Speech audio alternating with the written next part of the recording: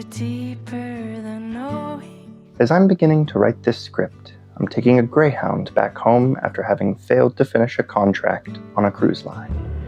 I told my friends before I left that to me, a bus ride across American land is one of the most romantic things I've experienced. Mostly without understanding what that means, it just felt quite right. From the moment I walk past the quiet, or sometimes not so quiet, desperation of the outside of most Greyhound stations, something changes in my chest. I look around and see so many different lives. Lovers, blue-collar workers, parolees, and reprobates. I wander up to the smoking section to light up one of my rituals. I'm not a very regular smoker, but on a bus ride, like a chimney. Except for Dallas, who the hell makes you cross the street for a cigarette? Regardless, butts pile high in an aluminum ashtray. You share stories with a traveler smoking Pall Malls, offering one of my American spirits. After putting one or two more in the coffin, I wander my way back into the station, getting ready to board a bus with an often pissed-off-looking driver. Done with everyone's shit before the ride has even started. Seeing their curled lip and bad attitude brings a smile to my face. A facet of humanity that we forget in a never-ending culture of adhering to some kind of values that echo, the customer is always right. As I climb the steps, I find a seat and it feels like the first time, every time.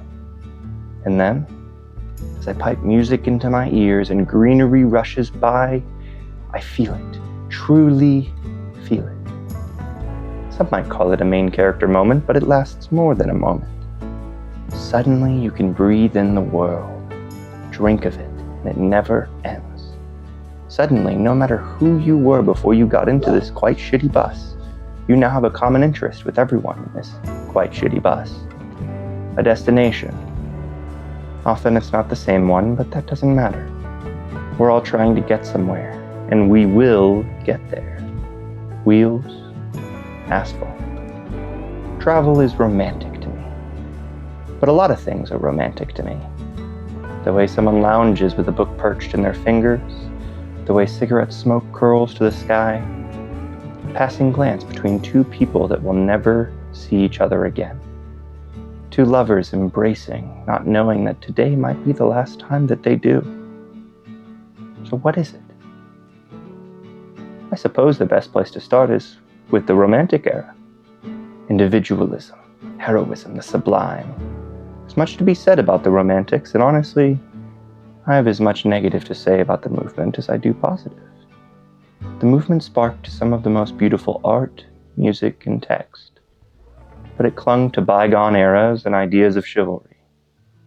I love to read Byron's poetry, but one might follow up those things with things that the Romantics said and did in their private lives, and your thoughts may change. Besides the artists, what made something romantic? One thing you find over and over in definitions of capital R, romanticism as a movement, is the way an artist creates with feeling. Romantic art embraces intuition and uses the artist's emotion as part of the creative process. I sit in the back corner of a bar I frequented. It was never too loud, which suited me fine. I was reading Nietzsche for an undergrad project. In the fervor that took me over as I wrote feverish notes, in much the same way I feel old Friedrich had done, I decided to actually buy something to quench my thirst. I went to the bar and my eyes landed on the bartender. She smiled at me.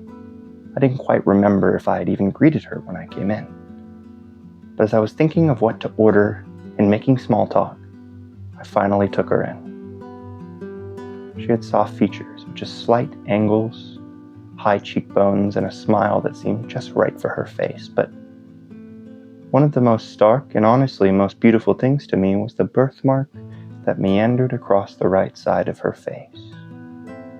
A red island that had its tip near her jawline and wandered until it widened out near her forehead and danced its way back down to that tip near her jawline again.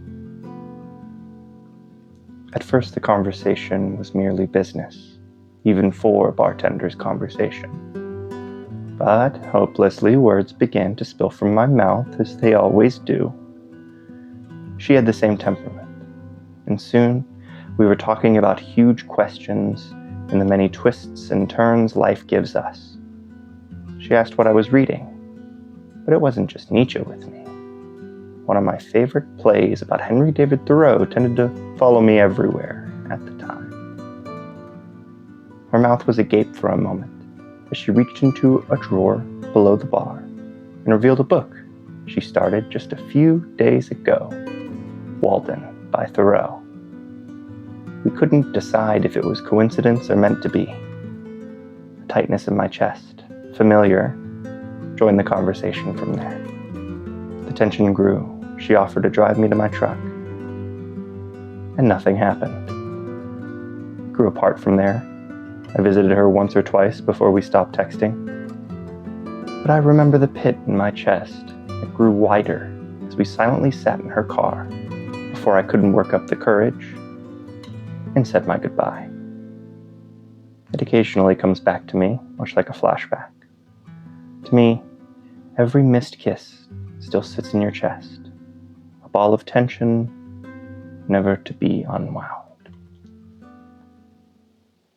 Romance to me isn't clinical though, at least the way you feel when you experience something romantic. There's two kinds of romance. There's the classical style of it. This is heavily rooted in nostalgia, where you feel for bygone times. A past romance, a recollection of a bus ride, words said after the fact. That's romantic art. It's not very common, some might say, impossible, to create art that comes from a present feeling. It defeats some purpose of its part being art. Art is replicable. It allows you to see it multiple times, to feel its throes at different times of the day. Classical romance is what happens when a bunch of artists who are much more in touch with their feelings try to break through and create something new. To use their intuition as tools to revolutionize what art is, what it could become. But my Greyhound romance, that's romance of the present. That feeling that I drink of as palm trees become green blurs as I pass them. I cannot fully express in any other time than when I experience it. Generally, romance is done to something. Classically, one can romanticize anything.